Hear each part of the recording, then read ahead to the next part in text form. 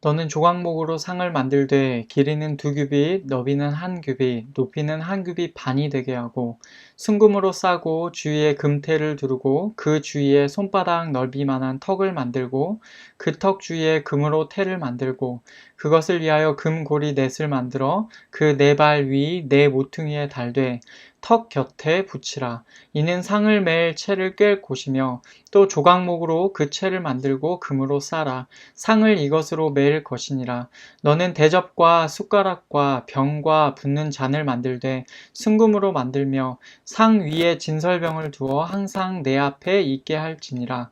너는 순금으로 등잔대를 쳐 만들되 그 밑판과 줄기와 잔과 꽃받침과 꽃을 한 덩이로 연결하고 가지 6을 등잔대 곁에서 나오게 하되 다른 3가지는 이쪽으로 나오고 다른 3가지는 저쪽으로 나오게 하며 이쪽 가지에 살구꽃 형상의 잔 셋과 꽃받침과 꽃이 있게 하고 저쪽 가지에도 살구꽃 형상의 잔 셋과 꽃받침과 꽃이 있게 하여 등잔대에서 나온 가지 6을 같게 할지며 등잔대 줄기에는 살구꽃 형상의 잔 넷과 꽃받침과 꽃이 있게 하고 등잔대에서 나온 가지 6을 위하여 꽃받침이 있게 하되 2가지 아래에 한 꽃받침이 있어 줄기와 연결하며 또 2가지 아래에 한 꽃받침이 있어 줄기와 연결하며 또 2가지 아래에 한 꽃받침이 있어 줄기와 연결하게 하고 그 꽃받침과 가지를 줄기와 연결하여 전부를 순금으로 쳐 만들고 등잔 7을 만들어 그 위에 두어 앞을 비추게 하며 그 불집게와 불똥그릇도 순금으로 만들지니 등잔대와 이 모든 기구를 순금 1달란트로 만들되 너는 삼가 이 산에서 내게 보인 양식대로 할지니라. 아멘. 저희 계속해서 그 출애굽기 말씀을 함께 듣고 있습니다. 시내산 위에서 모세가 하나님께로부터 이제 성막을 어떻게 만들어야 하는지 이 말씀을 듣고 있었어요. 지난주에는 지성소 안에 있는 증거교회의 양식과 그 의미에 관하여서 말씀을 들었고 이제 오늘 말씀, 이어지는 오늘 말씀에서는 성소에 있었던 진설병 상과 등잔대에 관한 말씀이 나옵니다. 이제 우리는 이 두 기구에 관하여서 하나님께서 무엇을 말씀하시는지를 함께 들으려 합니다. 먼저는 진설병상의 양식과 그 의미를 살펴보고 다음으로 등잔대의 양식과 그 의미를 살펴보면서 우리에게 주시는 하나님의 말씀이 무엇인지를 함께 듣기를 원합니다. 우선 23절부터 30절까지에서 먼저 나오는 진설병상의 양식을 좀 살펴보겠습니다. 이렇습니다. 진설병상은 이제 제가 말로 설명을 드리면 증거궤와 마찬가지로 조각목, 다시 말하면 십딥나무죠. 그리고 이것을 번역할 때는 썩지 않는 나무다라고 그렇게 70인경에서 번역을 했다고 말씀을 드렸습니다.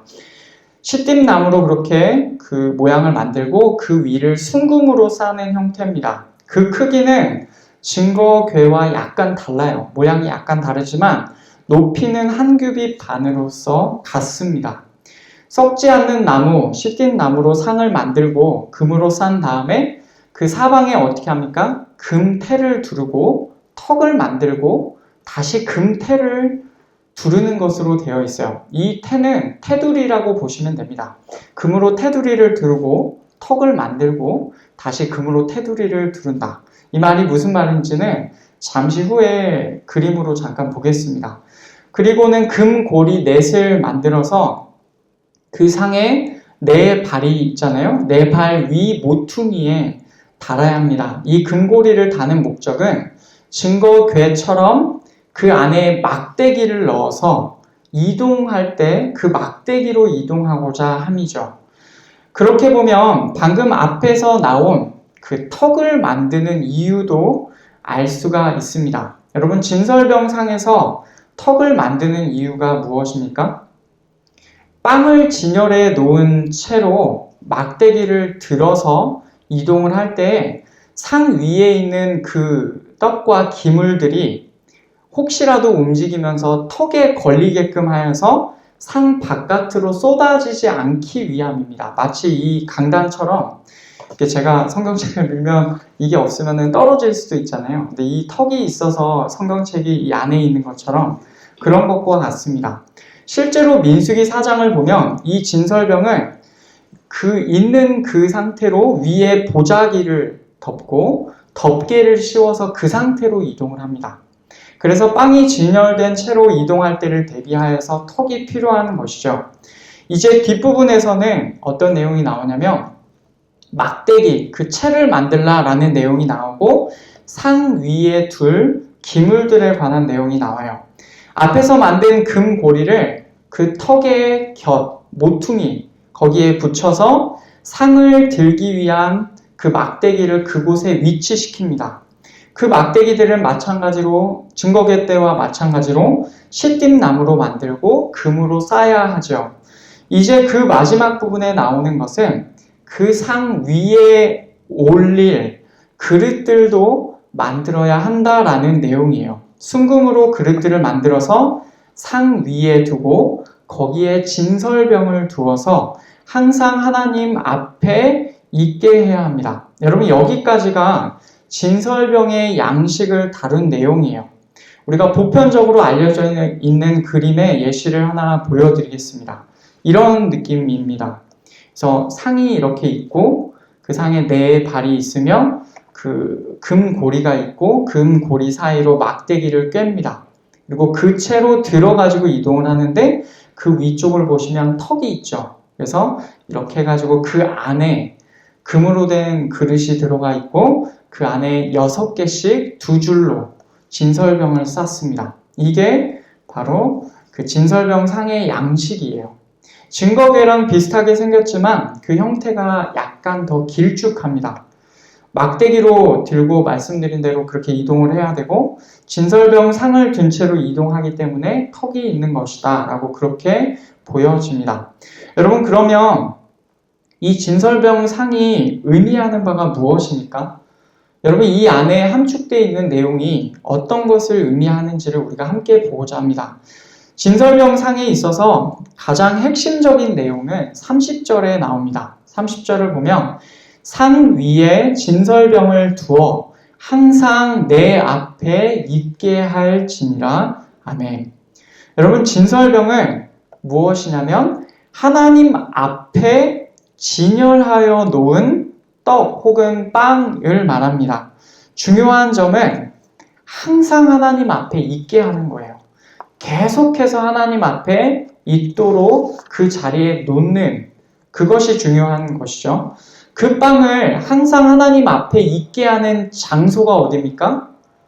지성소 바깥의 성소이고 그 성소 안에 있는 진설병 상입니다. 그런데 그 진설병에 관하여서도 하나님의 구체적인 명령이 있어요. 레위기 24장을 보면 거기에 이런 내용이 나옵니다.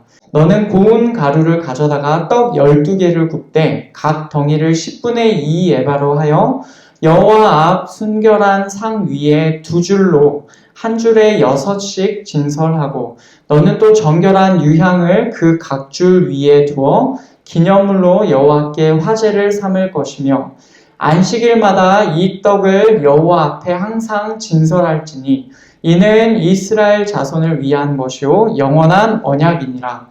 이 떡은 아론과 그의 자손에게 돌리고 그들은 그것을 거룩한 곳에서 먹을지니 이는 여호와의 화제 중 그에게 돌리는 것으로서 지극히 거룩함이니라. 이는 영원한 규례니라. 아멘. 여러분, 이 내용을 보시면 어떻습니까? 진설병 상에 올릴 빵은 한 개당 고운 가루 10분의 2 에바라는 단위로 만들어야 해요. 그리고 12개를 구워야 합니다. 그것들은 하나님 앞에 한 줄에 6개씩 두 줄로 진열하여야 하죠.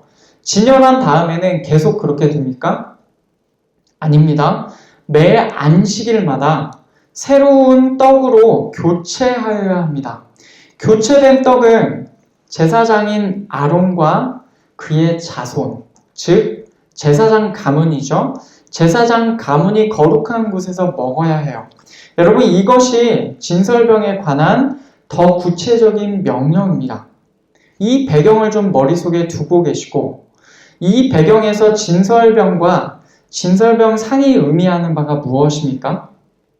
여기 레위기 24장 8절에 보면 이렇게 되어 있죠.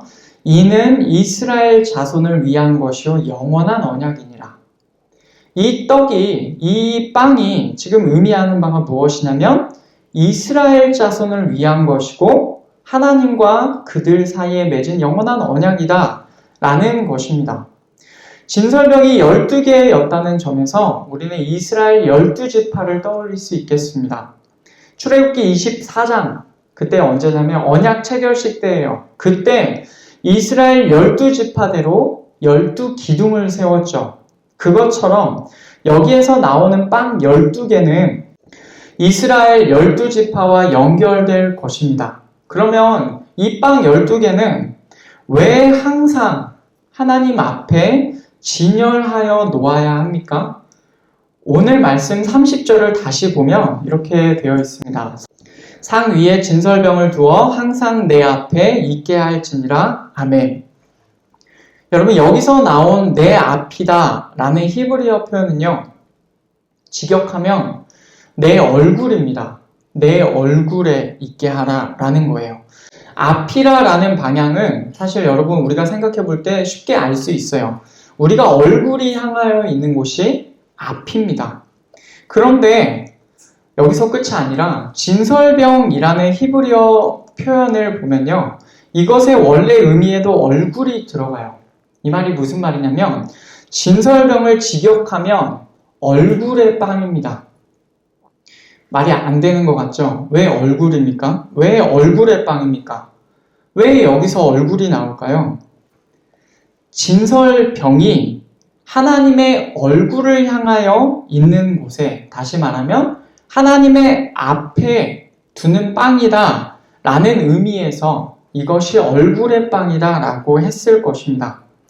그렇기 때문에 이 표현을 의역해서 임재의 빵이다, 하나님의 임재가 있는 곳에 있는 빵이다 라고 하기도 하고, 우리말 성경처럼 완전히 의역해서 하나님 앞에 진설하여 놓는 빵이다, 그래서 진설병이다 라고 하기도 합니다. 그런데 원래 표현은 얼굴의 빵입니다.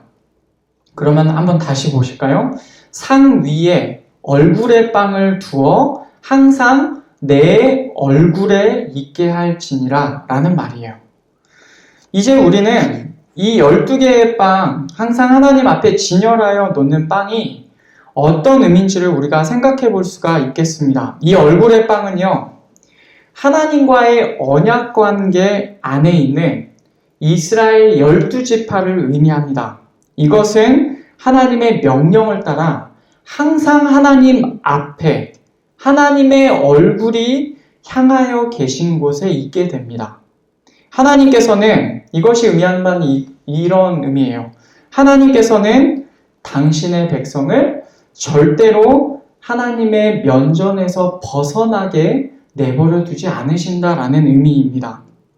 바꿔서 말하면 하나님께서 항상 이스라엘 12지파를 당신의 앞에 두고 계시고 항상 바라보고 계신다라는 의미입니다. 동시에 하나님께서 이 빵을 항상 진설병 상에 두라 라고 하시는 명령을 통해서 볼 때 이스라엘 백성 역시도 하나님께서 그들을 항상 보시는 것과 마찬가지로 이스라엘 백성 역시도 하나님의 임재 앞에서 항상 거하여야 한다라는 사실도 우리가 알 수가 있습니다. 여러분, 이 내용들이 의미하는 바는 이제 하나님과의 언약 관계 안으로 들어온 이스라엘 백성은 하나님과 도저히 뗄 수 없는 관계다라는 사실을 보여주고 있어요. 하나님께서는 항상 이스라엘 백성을 당신의 앞에 두고 계십니다. 이스라엘 백성 역시도 항상 하나님의 임재 가운데서 살아야 되는 것이죠. 진설병상과 진설병은 이것을 말해주고 있습니다.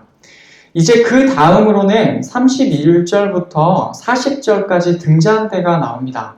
등잔대는 그 그림을 떠올리지 않고는, 이거 그림에 대한 좀 개념이 없으면 이거 읽으면 이 말이 무슨 말인가 할 때가 참 많아요. 그래서 먼저 보편적으로 알려져 있는 그림을 좀 보고 그 양식을 이해하고자 합니다.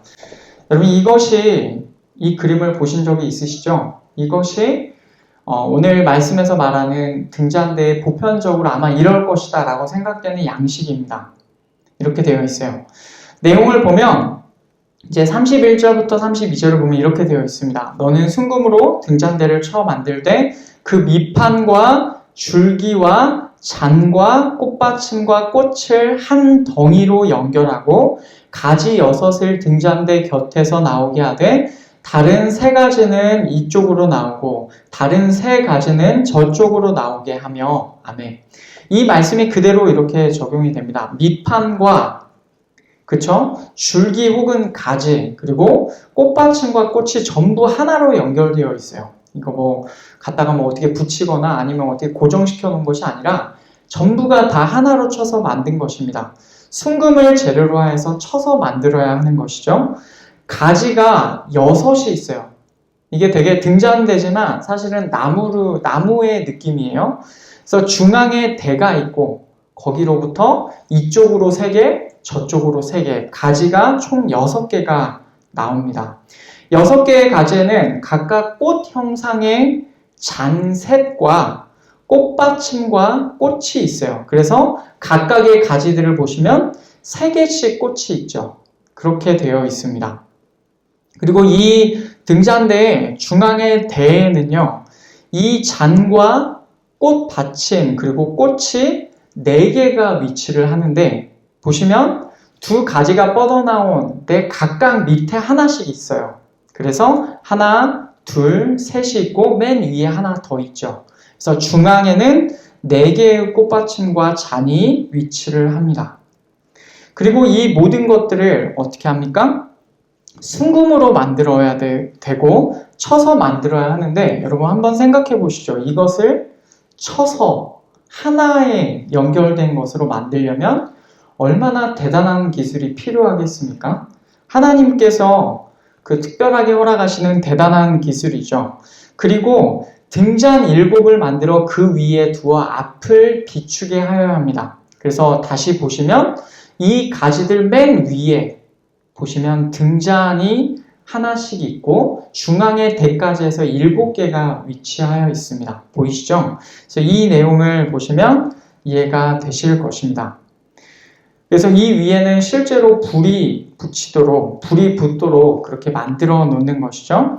그리고 38절부터 40절까지도 보면 불 집게와 통들도 순금으로 만들어야 하죠. 이 등잔을 관리할 것들도 순금으로 함께 만들어서 이것을 관리해라 라는 것입니다. 그리고 이 모든 것을 순금 1달란트로 만들어야 합니다.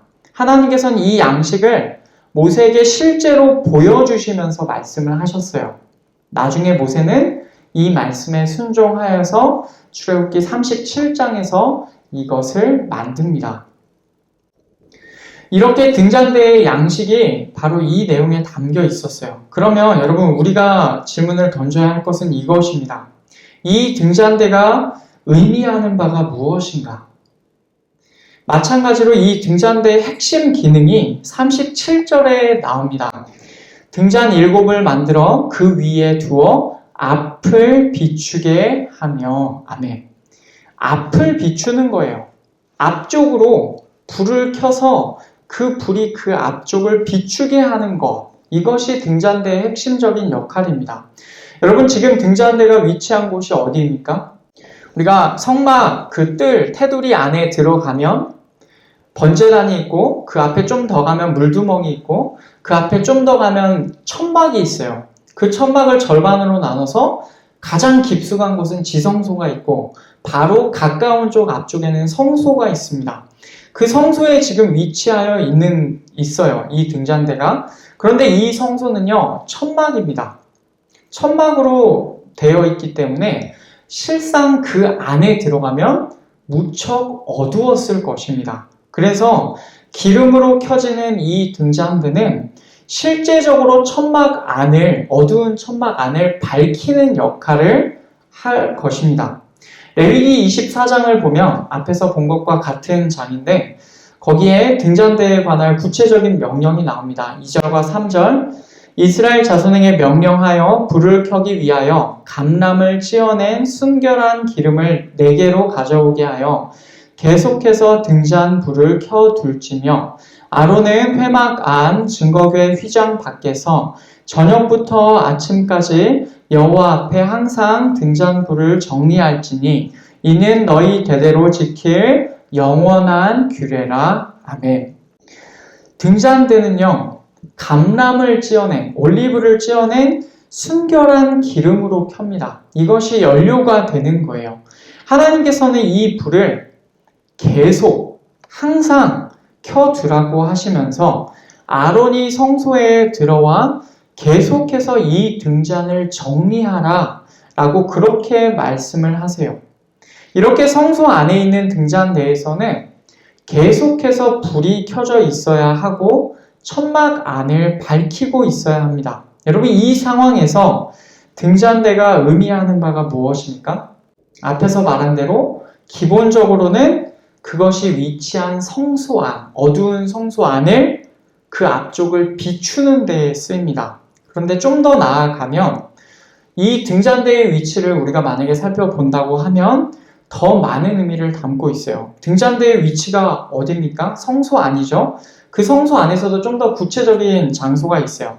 출애굽기 26장 34절 35절을 보면 이렇게 되어 있습니다. 너는 지성소에 있는 증거궤 위에 속죄소를 두고 그 휘장 바깥 북쪽에 상을 놓고 남쪽에 등잔대를 놓아 상과 마주하게 할지며. 아멘. 지성소에 있는 증거궤 있죠? 그 증거궤 휘장, 그 지성소를 가리고 있는 휘장 바깥이 어디입니까? 성소입니다. 지성소와 분리되어 있는 공간 성소예요.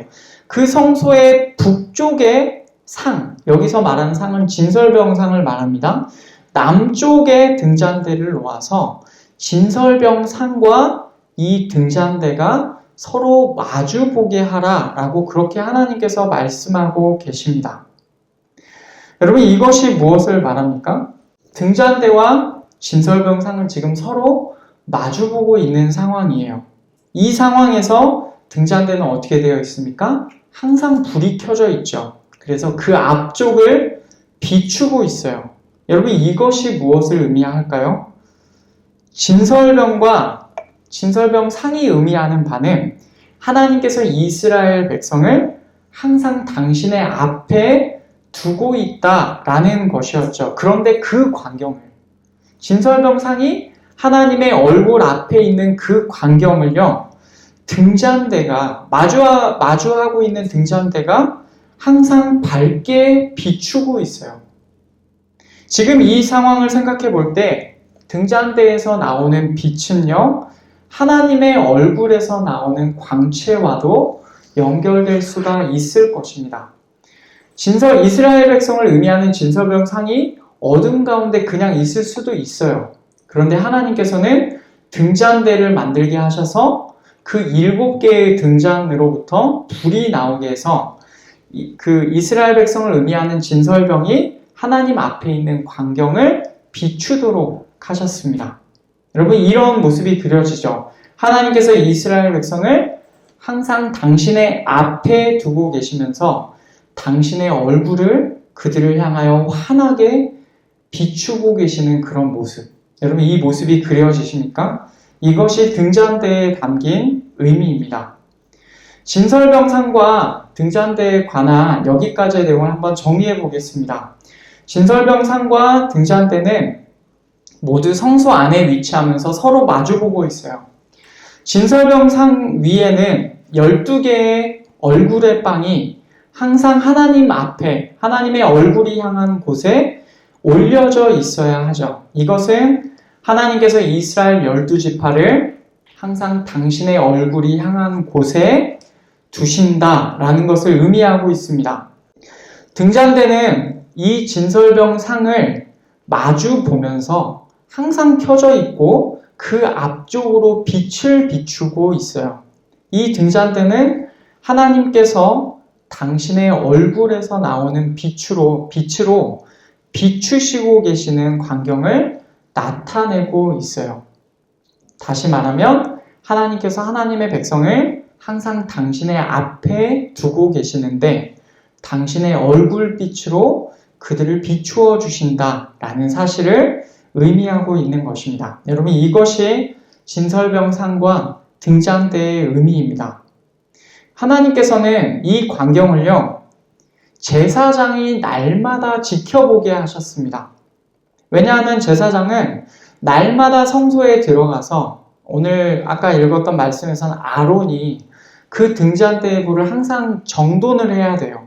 항상 날마다 들어가서 그 등잔대의 불을 다시 이제 좀 약간 희미해지거나 하면은 다시 이렇게 불을 살려서 정리를 해야 되고, 매 안식일마다 진설병 또한 새로운 것으로 교체를 해야 했어요. 그래서 제사장은 항상 이 광경을 바라보고 있는 것입니다. 제사장은 눈에 보이는 이 모습들을 통하여서 어떻게 생각했을 것입니까? 이스라엘 백성을 향한 하나님의 마음을 보았을 것입니다. 하나님께서 이렇게 우리들을 당신의 얼굴빛으로 앞에 두시고 항상 밝게 비춰주고 계시는구나 라는 사실을 제사장은 알았을 것입니다. 그래서 하나님께서는 이스라엘 백성의 대표로 이 하나님의 마음을 알고 있는 제사장들에게 한 가지 특별한 명령을 주세요. 그게 민수기 6장에 나옵니다. 민수기 6장 22절부터 27절의 말씀 여러분 우리 같이 읽겠습니다. 시작! 여호와께서 모세에게 말씀하여 이르시되 아론과 그의 아들들에게 말하여 이르기를 너희는 이스라엘 자손을 위하여 이렇게 축복하여 이르되 여호와는 내게 복을 주시고 너를 지키시기를 원하며 여호와는 그의 얼굴을 내게 비추사 은혜 베푸시기를 원하며 여호와는 그 얼굴을 내게로 향하여 드사 평강 주시기를 원하노라 할지니라 하라. 그들은 이같이 내 이름으로 이스라엘 자손에게 축복할지니 내가 그들에게 복을 주리라. 아멘. 여러분, 이 내용과 저는 오늘 말씀이 연결될 수 있다고 믿습니다. 아론과 그의 아들들은요, 제사장들을 말합니다.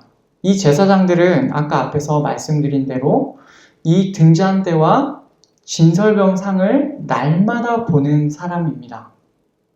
그 제사장에게 하나님께서는 축복하라고 명령을 하셨는데 그 축복의 내용이 이것이에요. 여호와는 내게 복을 주시고 너를 지키시기를 원하며 여호와는 그의 얼굴을 내게 비추사 은혜 베푸시기를 원하며 여호와는 그 얼굴을 내게로 향하여 드사 평강 주시기를 원하노라. 아멘. 제사장들이 그렇게 하나님의 이름으로 하나님의 백성에게, 이스라엘 백성에게 축복할 때에 하나님께서 복 주실 것을 약속하셨어요. 이 말이 무슨 말이냐면 이 말씀대로 하나님께서 이루신다는 거예요. 이 말씀대로. 근데 이 말씀이 가리키고 있는 바가 오늘 말씀과 연결되지 않습니까? 한번 생각해 보시죠. 이스라엘 백성을 향하여서 하나님께서 명령하신 이 축복을 하는 제사장들은 얼마나 더 입체적으로 하나님의 축복, 하나님께서 그들을 향하여 주시는 복을 느끼고 있겠습니까? 12개의 진설병이 있는 진설병 상이 하나님 앞에 있어요. 그리고 그것을 등잔대가 비추고 있어요. 이 광경을 늘 보는 제사장이 이 축복과 그 광경을 연결시키지 않겠습니까? 바로 그렇게 하나님께서 우리 교회에도, 우리 그리스도인들에게도, 우리 성도들에게도 하나님께서 당신의 얼굴빛을 항상 비추어 주시기를 원하고 축복합니다.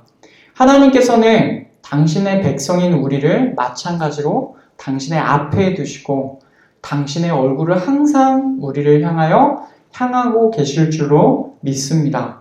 그분의 얼굴에서 나오는 광채가 우리의 인생과 우리의 모든 것을 비추고 계시는 줄로 그렇게 믿습니다. 그분께서 왜 우리를 향하여 그렇게 행하십니까? 하나님께서 왜 우리를 향하여 그렇게 행하십니까? 이 질문은 바꿔서 얘기하면 하나님께서 왜 이스라엘 백성을 향하여서 그렇게 행하셨는가? 라는 질문으로 바꿀 수 있어요. 이스라엘 백성이 하나님과 언약을 맺었고 하나님의 백성이 되었기 때문이에요. 그들이 잘나거나 그들이 아주 대단한 민족이거나 뭔가 그들에게 특별함이 있거나 혹은 그 수가 엄청 많아서가 아니에요. 하나님의 언약이 그들 가운데 있었기 때문에 하나님께서 그들과 언약을 맺으셨기 때문에 하나님께서 이 엄청난 복을 주시는 것입니다. 여러분 마찬가지로 하나님께서 왜 우리를 향하여서도 그렇게 행하고 계십니까? 우리가 잘나거나 우리가 대단한 사람이어서가 아니에요. 예수 그리스도의 피 흘림을 통하여서 하나님의 언약이 우리 가운데 있기 때문에 그렇습니다. 우리가 언약 백성이기 때문에 하나님께서 이 복을 우리에게 주시는 것입니다. 그래서 하나님의 얼굴빛을 우리에게 항상 비추어 주시는 것입니다. 우리의 인생길을 항상 하나님의 얼굴로 비추어 주고 계시는 것이죠. 그리고 당신의 면전에서 그렇기 때문에 항상 우리를 내치지 않으시는 것입니다. 여러분 이 사실에 대한 증거가 우리에게 있습니다. 지금도 우리의 심령 가운데 성령 하나님께서 거하고 계십니다. 하나님께서 우리의 심령 가운데 거하고 계세요. 하나님께서 당신의 얼굴빛을 그 성령 하나님을 통하여서 우리 가운데 비추고 계십니다. 그리고 우리의 인생 가운데 참 빛이신 그 등잔대 그것보다 훨씬 더 완벽한 빛이신 예수 그리스도로 말미암은 밝은 광채를 우리의 인생 가운데 우리의 어두운 인생 가운데 비춰주고 계십니다. 여러분 이것이 증거예요. 이 빛 가운데 여러분 거하고 계십니까? 소망하기로는 어두워졌던 우리의 심령이 이 빛으로 밝아졌으면 좋겠어요. 그치지 않고 멈추지 않고 항상 그 자리에서 우리를 향하여 비추시는 하나님의 얼굴빛을 통하여서 우리의 어두워졌던 무너졌던 심령이 회복되기를 원합니다. 동시에 우리 역시도 당신의 면전에서 절대로 내치지 않으시는 하나님, 그 하나님을 기억하고 우리 역시도 그 하나님 앞에, 그 하나님의 임재 가운데 계속해서 거하여야 될 줄 믿습니다.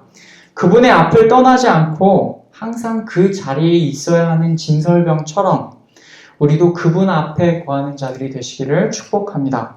말씀을 맺겠습니다. 오늘은 진설병 상과 등잔대를 살펴보았습니다. 진설병 상과 등잔대는 함께 성소에 있는 기물들입니다. 그로써 또한 하나님께서 하나님의 백성을 항상 당신 앞에 두시고 당신의 얼굴빛을 비추신다라는 사실을 보여주고 있어요. 하나님께서는 그 광경을 항상 보고 있는 제사장에게 백성을 위하여 축복하라 라고 그렇게 말씀하셨습니다. 그와 마찬가지로 하나님께서는 지금 우리 그리스도인들에게도 같은 복을 내려주시는 줄 믿습니다. 하나님께서는 예수님으로 말미암아 밝은 광채를 우리 마음 가운데 비춰주고 계십니다. 지금도 우리의 심령 가운데 성령 하나님께서 계시고 하나님의 얼굴빛을 우리에게 비춰주고 계십니다. 그 사실이 의미하는 바는 여전히 하나님께서 우리를 당신의 면전에서 내치지 않으셨다는 사실입니다. 하나님께서 우리를 버리지 않으셨습니다. 하나님께서 우리를 여전히 당신의 눈앞에 두고 계십니다. 당신의 얼굴에서, 당신의 얼굴빛에서 내치지 않으시는 하나님 앞에 거하며 그분과 함께 교제하며 우리 인생을 밝은 빛 가운데 걸어가시는 우리 모두가 되시기를 간절히 축복합니다.